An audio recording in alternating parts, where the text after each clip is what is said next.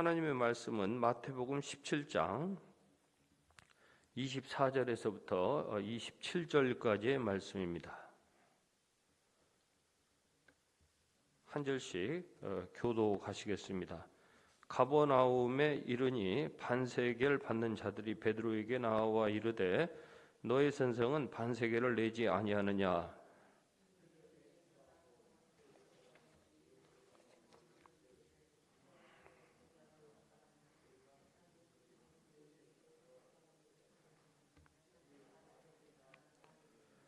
베드로가 이르되 타인에게니이다. 예수께서 이르시되 그렇다면 아들들은 세를 면하리라.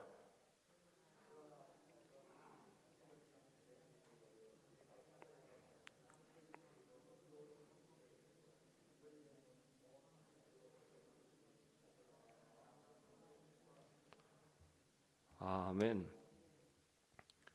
일부 예배는 제가 영상 녹화를 해서 전달하고 있습니다. 그래서 마스크를 좀 벗도록 하겠습니다. 부모는 이 자녀에게 천국을 상속하고자 합니다. 다 부모는 자녀에게 바라는 것이 많이 있겠지만 천국을 주면 좋겠죠. 그래서 부모는 세상을 떠나가실 때도 천국으로 가십니다. 여기로 와야 한다. 그래서 부모는 천국에서 자녀가 거할 곳을 예비하시죠. 성경에서 그렇게 말씀을 하고 있습니다. 그래서 자녀는 부모가 천국에 들어가셨을 때 불안하지 않습니다. 우리 자녀는 천국에 가셨구나. 우리 부모님은 천국에 가셨구나. 이 마음이 있어야 불안하지 않습니다. 그렇다면 이 자녀는 어디로 가야 됩니까? 부모가 계신 천국을 향해서 나아가야 합니다. 천성을 향해서 나아가야 하지요. 그래서 이 자녀가 부모가 계신 천국을 향해서 나아가지 않을 때에는 참된 안식을 누리지 못합니다. 천국에 들어가는 것을 빼놓고는 이 땅에서 진정한 안식을 누릴 수는 없습니다. 이 땅에서 영생을 누리는 것을 빼놓고는 진정한 안식은 없습니다. 자녀는 부모를 따라서 이 땅에서 영생으로 살면서 저 천성을 향하여 나아갑니다. 그러니까 영생의 의미는 말은 똑같은 말의 되풀이가 되겠지만 천성을 향하여 나아가는 인생이 영생입니다. 이 땅에 미련을 두는 그런 생활과는 많이 다르죠. 부모는 자녀에게 천국을 상속받게 하시려는데 자녀가 그 은혜에 보답해야 됩니다. 그럼 자녀에게 어떤 마음이 있어야 됩니까? 내가 어디로 나아가야 되겠다? 천성으로 나아가야 되겠다. 천국으로 나아가야 되겠다. 이게 부모의 뜻입니다. 부모는 이런 마음을 가지고 있는데 자녀는 나는 못하겠다 생각하면 그 은혜를 헛되이 받는 일이 됩니다. 오늘 본문 말씀 헌금 같기도 하고 세금 같기도 한 그런 논쟁의 말씀을 예수님께서 이제 해결해 주신 사건이죠. 성전세로 불리기도 하고 또 어떤 사람들 볼 때에는 관세와 국세로 보이기도 하는 그런 이 헌금이기도 하고 세금인 이런 일에 대한 논쟁입니다. 세금은 계약이 요구하는 거래입니다. 왕은 상거래 질서를 확립을 합니다. 백성은 왕에게 이 세금을 냅니다. 헌금은 좀 다르죠. 헌금은 은혜에 상응하는 보답입니다. 예수님은 너희가 성전을 헐라 내가 세우리라고 말씀하셨습니다. 아모스 7장의 말씀입니다. 예수님은 다림줄을 들고 기울어 무너지기 일보 직전에 집을 안전진단해 주시고 그 집에 받침돌이 되어 주십니다. 은혜로 그렇게 해주신다는 말씀이죠. 집이 무너지면은 그 안에서 살 수가 없습니다. 집을 다시 세우는 자녀가 있어야 집은 무너지지 않습니다. 종은 그 집을 상속받지 아니하므로 그 집이 기울고 무너지더라도 신경 쓰지 않습니다. 종은 어차피 이게 나한테 올 집이 아니거든요. 자녀는 다르죠. 자녀는 다시 집을 세우는 일꾼으로 자라나야 합니다. 세금을 가지고는 계약을 맺어서 나라를 세웁니다. 집안에서는 부모가 자녀에게 은혜를 베풀어서 자녀가 집안을 다시 세웁니다. 자녀는 집안을 다시 세우고 부모의 은혜에 보답합니다.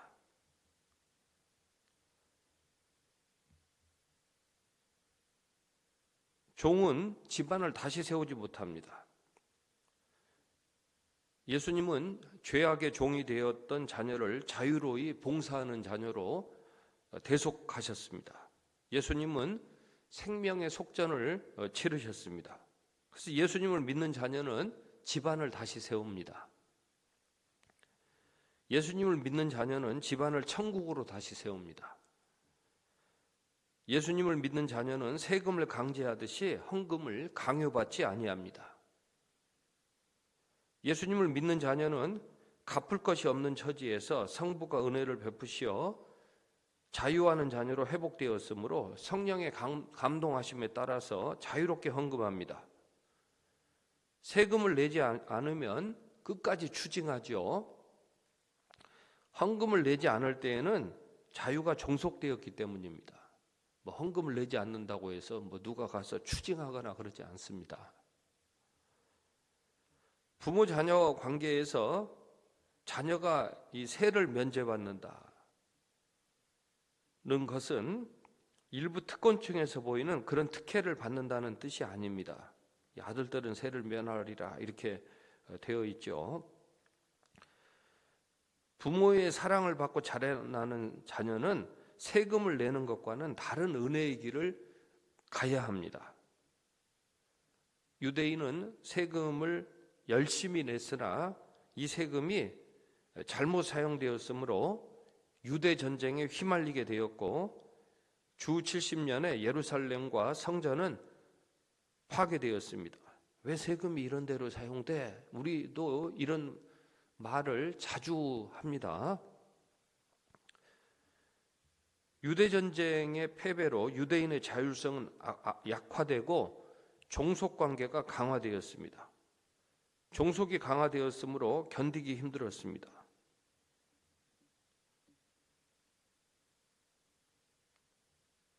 한 발 앞서서 예수님은 교회가 십자가의 도를 따라서 부활에 이르는 나문이가 되어야 함을 이 사건을 통해서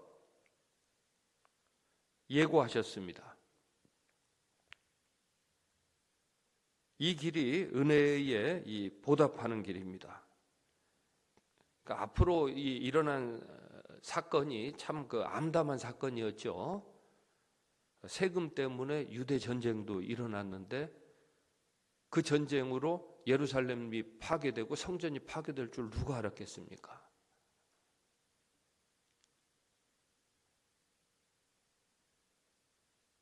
성전을 갱신하는 교회는 세상 명령에 따라 세금을 거두어야 하는 세리들이 상관의 명령을 위반하지 않도록 종의 형체로 복종하시고 자녀로 대속하신 주님을 따랐습니다. 자녀는 이 길을 따라서 부모의 은혜에 보답하는 영광을 나타냅니다.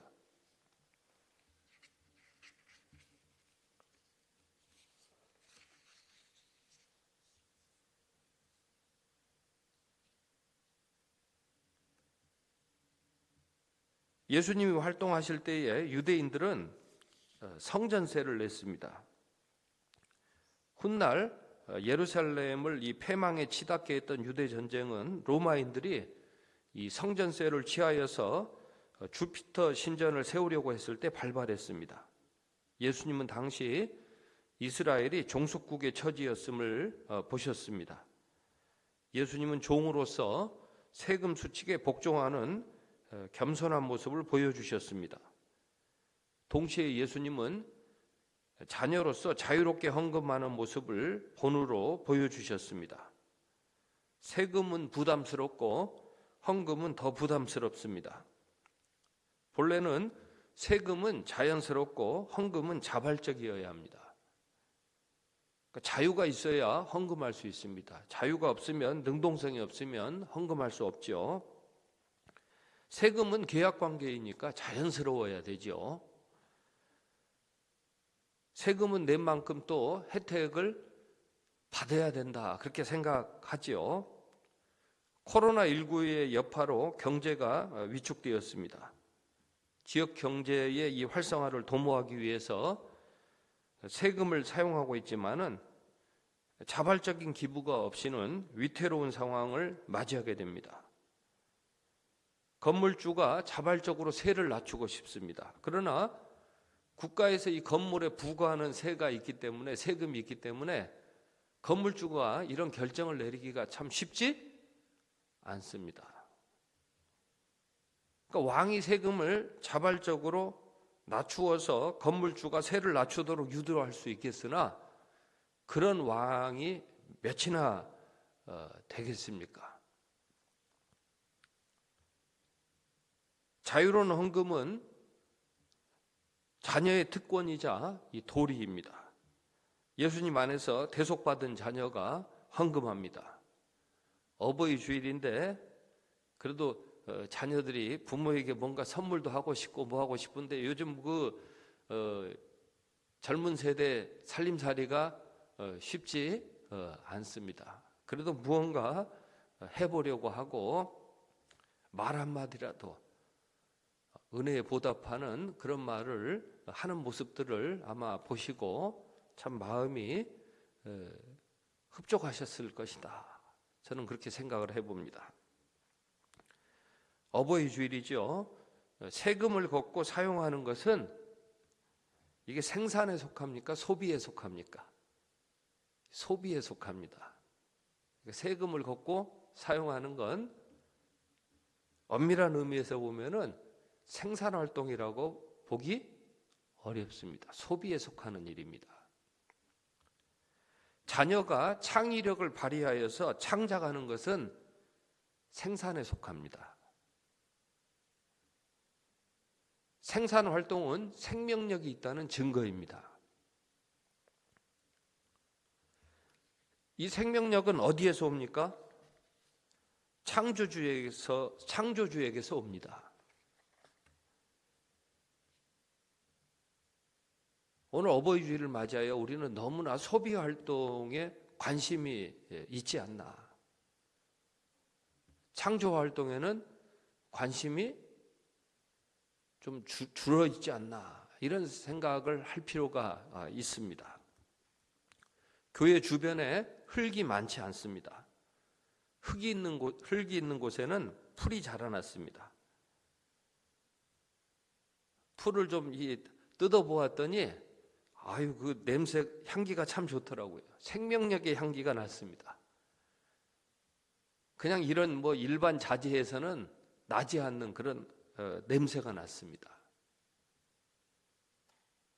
우리 풀 뜯어 보신 분들은 아시잖아요. 그 냄새가, 좋은 풀들은 냄새가, 향기가 아주 좋습니다. 들풀을 돌보시는 창조주 하나님은 예수 그리스도 안에서 성도를 자녀로 돌보십니다. 그러니까 생명력의 향기가 나지요, 우리 성도들에게서는. 부모 자녀 간에는 세금이 없습니다. 거래도 없습니다. 왜 그렇습니까? 언약의 관계입니다. 부부 관계에는 촌수가 없으며 부모와 자녀 관계는 상속 관계입니다. 부모와 자녀의 관계는 은혜 언약의 관계입니다. 얼마 전에 허재 선수 아들 허운 선수가 최우수 선수로 뽑혔다는 소식을 들었습니다. 부모는 자녀를 낳고 기릅니다. 자녀는 부모의 이름을 빛냅니다. 부모와 자녀의 관계는 인륜이고 또 천륜입니다. 하늘의 뜻이 있습니다. 천국까지 함께 가야 하는 관계입니다. 요즘 그 기부금 재난지원금인가요? 이거 주다 보니까 뭐 의료 보험료를 얼마 냈느냐 이거 뭐 기준을 하지 않습니까? 이게 또 과세 대상이기도 하고 그래서 세금으로 얼마를 내느냐 이렇게 이 평가받는 게 중요하지요. 이것 이상으로 인생의 결말이 중요합니다. 영광이 중요합니다. 종말이 중요합니다. 천국이 중요하죠. 예수님이 보여주신 대로 자녀는 천성을 향하여 나아가야 합니다. 부모는 자녀가 천성으로 나아가게 하는데 목적을 둡니다. 예수님은 아들들은 세를 면하리라고 하셨습니다. 통상 사위보다는 딸에게, 며느리보다는 아들에게 상속을 합니다. 하나님의 자녀로서 성도는 예수님의 대속의 은혜로 아무런 차별 없이 천국을 공동으로 상속받습니다. 이 상속은 종말로 확정된 언약의 은혜입니다. 자녀는 아무리 남을 위해 살아도 자녀에게 돌아올 몫은 부모가 챙겨줍니다. 우리 성도님들 신앙생활 해보셨지 않습니까? 우리 성도는 아무리 남을 위해 살아도 성도에게 돌아올 몫은 누가 챙겨주십니까? 성부가 챙겨주십니다. 참 희한합니다. 아무리 남을 위해 살아도 이게 그 자녀를 위한 거면요, 하나님께서는 참 놀라운 방법을 통해서 자녀가 그 몫을 누릴 수 있도록 그렇게 은혜를 베풀어 주십니다. 교회는 이 일의 증인이 되면 그만입니다. 자녀가 자기만을 위해서 탐욕을 부리고 산다면 부모의 은혜를 헛되이 받은 것입니다. 종이 아니라 자유를 누리는 자녀는 부모의 은혜를 헛되이 받지 아니합니다. 만약 내가 마스크를 쓰지 않고 돌아다니다가 코로나19를 감염시켰다면 왕은 내가 수칙을 어겼다고 처벌하고 내게 구상권을 청구할 겁니다. 당신 왜 그런 식으로 행동했어? 라고 저한테 따져 물을 것입니다. 부모는 그렇지 않습니다. 부모는 내가 그런 처지에 빠질 때에 나를 대신하고자 합니다. 부모는 자녀를 도자기같이 연약한 질그릇으로 여기고 보호하려고 합니다. 아마 왕도 자기 자녀가 그런 처지에 빠지면 아마 자신이 해결하려고 할 겁니다. 뭐 처벌하고 막 그렇게만 하려고 하지는 않을 겁니다. 부모는 자녀를 바로잡기 위해서 복잡한 법조항을 만들지 않습니다. 자녀가 마음에 안 든다고 집에 막 명령 수칙을 만들어 갖고 붙이는 그런 부모가 있습니까? 부모는 자녀에게 법으로 강요하지 않습니다. 대신 부모는 법으로 가기 전에 베풀 수 있는 모든 은혜와 사랑을 베풉니다. 예수님은 끝까지 돌이키지 않는 자들을 위하여 법에 의하여 십자가에 달리셨지만은 동시에 모든 불필요한 법조문들의 정죄를 무력화시키고 십자가의 사랑의 길을 분명하게 열어주셨습니다. 우리 천성교회 앞 횡단보도에는 사람들이 모여 기다렸다가 길을 건넙니다. 이 장소에는 담배꽁초나 휴지가 보입니다. 왜 저기에 저렇게 휴지를 버리고 담배꽁초를 버릴까? 늘 우리는 선진국인가? 선진 그 국에 그 국민의 의식이 있는가? 이런 생각을 하게 되죠. 구청에서는 세금으로 이제 사람을 부립니다. 인력을 보내서 이곳에 쓰레기를 수거하고 우리 천성교회 3층의 주차장 입구에 쓰레기 담는 자루를 놓았습니다. 그래도 소용이 없습니다.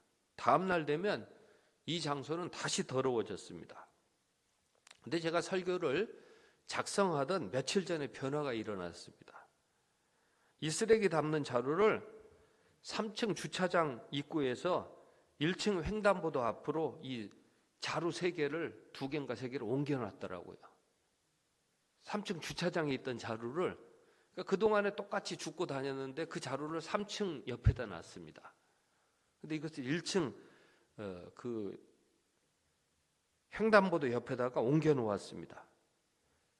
그 변화를 딱 하나만 준 거예요. 자루를 놓는 이 장소를 이동했지만은 상당한 효과가 있어 보였습니다. 바닥에 버린 담배꽁초나 휴지가 많이 줄었습니다. 전 깜짝 놀랐습니다. 그동안에 그렇게 힘들었던 일인데 한 70% 이상 해결이 된 것 같습니다. 세금을 거두어서 이 통치하는 왕은 법의 개정, 심지어는 헌법의 개정에 관심을 가집니다. 자꾸 법을 개정해야 된다고 생각합니다. 수틀리면 헌법도 바꿔야 된다고 생각을 합니다. 그게 살 길이라고 봅니다. 그러나 부모는 법보다 사랑의 관심을 늘 앞세웁니다. 법으로 해결하기 이전에 할 수 있는 일들이 얼마나 많습니까?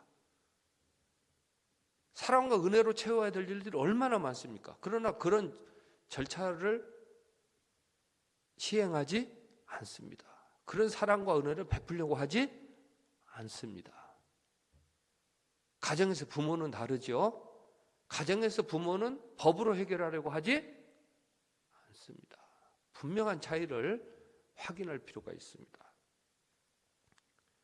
부모는 법보다 사랑하죠. 성부는 성자 안에서 법을 개정하시기보다 사랑으로 법을 완성하시는 십자가의 길을 보여주셨습니다. 사랑의 실천이죠. 사랑의 실천으로 법을 완성하시는 이 길을 보여주셨는데 자녀가 이 길을 걸어갈 때 부모에게 보답할 수 있습니다. 사랑으로 실천할 수 있는 일들이 얼마나 많습니다. 그런데 이게 되질 않죠. 뭐가 저당 잡혀서 그렇습니까? 자유를 저당 잡혀서 그렇습니다. 예수님이 가버나움에 가셨을 때였습니다. 반세계를 받는 자들이 베드로에게 너의 선생은 반세계를 내지 않느냐고 물었습니다. 예수님은 베드로에게 나와 너를 위하여 반세계가 아니라 우리 둘이니까 한 세계를 주라고 하셨습니다. 예수님은 자발적으로 국세를 바치심으로써 자신이 종의 형체를 가지신 자로서 인간이 세운 제도에 복종하신다는 뜻을 분명히 밝히신과 동시에 자신이 이렇게 낮아지셔서 세상 사람들로부터 평범한 한 인간으로 대우를 받으시는 것이 어떤 의무나 강요에 의한 것이 아니라 스스로 자유로운 상태에서 자발적으로 순종하고자 하였기 때문이라는 것을 오늘 본문의 말씀과 이적을 통하여 보여주셨습니다. 원래 이 세금은 유대인들로 하여금 해마다 반세계를 내게 함으로써 그들을 속량하신 하나님이 그들의 유일한 왕이시라는 것을 인정하기 위한 것이었습니다. 제가 시간상 설명을 좀 생략하겠습니다. 유대인들은 전에 이 세금을 율법에 따라 하나님께 바쳤으나 예수님 당시에는 어쩔 수 없이 폭군들에게 바쳤습니다. 유대인들은 예수님의 메시아라면 당연히 이 세금에서 면제받으셔야 한다고 보았습니다. 예수님은 종의 처지에 놓인 백성들의 처지에 공감하시고 이 세금을 내실 때에 이적을 통하여 물고기에게서 얻지 않았습니까? 자유를 누리는 자녀답게 자발적으로 내시는 모습을 보여주셨습니다. 예수님은 베드로에게 바다에 가서 낚시를 던져 먼저 오르는 고기를 가져다가 그 입에서 돈 한 세개를 얻어 세금을 내라고 하셨습니다. 세금을 추징하는 자들은 예수님이 자주 거처를 옮기셨으므로 가버나움에서 반드시 세금을 받아내려고 벼르고 있었습니다. 베드로는 예수님이 세금을 내신다고 대답했습니다. 예수님은 일어난 상황을 아시고 시몬의 생각을 물으셨습니다. 어떤 이들은 교회는 이 세상 법을 따를 필요가 없고 다만 자발적으로 따를 뿐이라고 주장합니다. 또한 어떤 이들은 예수님이 나라가 종속된 상태에서 국세를 내신다면 그 세금을 로마가 취함으로 예수님이 종속 상태를 용인하신 것이라고 봅니다. 그렇지만 예수님은 천국을 온전히 상속받는 영광이 나타날 때까지는 자원하여서 다른 사람들과 마찬가지로 종으로 복종하셨습니다. 교회라고 해서 특권층이 아닙니다. 예수님은 당시에 특권층이 있다는 사실을 지적하셨습니다. 당시에 과세하는 자들이 자기의 아들들에게는 면세했습니다. 우리가 어떤 국가의 개발 프로젝트 이런 게 있으면 사실은 의심부터 들지 않습니까? 이번에는 누구한테 특혜를 주려고 하나? 그런 의혹에서 우리는 참 자유롭지 못합니다. 그러나 천국 우리가 갈 때까지는 우리는 이런 일에 부담을 느낄 수밖에 없습니다. 예수님은 왕의 자녀들이 이 면세의 특권을 지녔지만은 예수님은 일반 백성에게는 이런 특권이 없는 현실을 받아들이셨습니다. 예수님은 이적을 통하여서 종의 처지에서 세금을 내셨습니다. 예수님은 부당한 면세 특권층에 대항하여서 정권을 전복시키는 방법을 사용하시지 않았습니다. 대신에 예수님은 종이 세금을 다 내고 그 이상으로 사랑을 베풀고 살도록 엄청난 대속의 은혜를 십자가에서 베풀어 주셨습니다. 오늘 우리가 사랑할 수 있다면 얼마든지 사랑하셔도 좋다는 말씀입니다. 덕분에 종의 처지에 놓인 백성들의 이 자녀들은 왕의 자녀가 누리는 면세 혜택을 초월하는 세금과 헌금을 충당받았습니다. 이제 자녀들은 예수님의 대속의 은혜에 따라서 장차 상속받게 되는 저 천성을 향하여 나아갑니다. 이 본문 말씀의 의미이자 핵심 메시지가 되겠습니다. 예수님은 그날에 예수님과 베드로 두 사람을 위한 돈 한 세겔, 4 드라크마를 가지고 있지 않으셨지만은 물고기 입을 통해서 조달받으시는 왕의 권세로 세상의 권력자에게는 복종하고 성부의 뜻에는 순종하는 모습을 보여주셨습니다.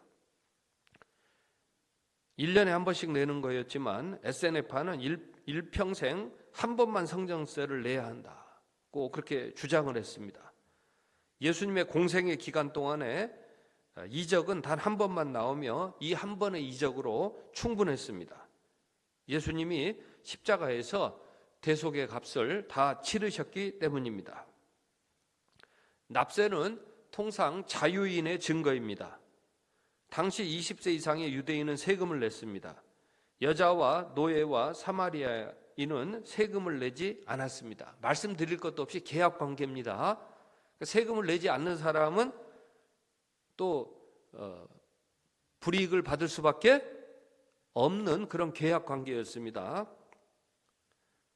그렇지만 예수님은 종의 처지에서, 실상 종의 처지에서, 종은 세금을 내지 않아도 됩니다.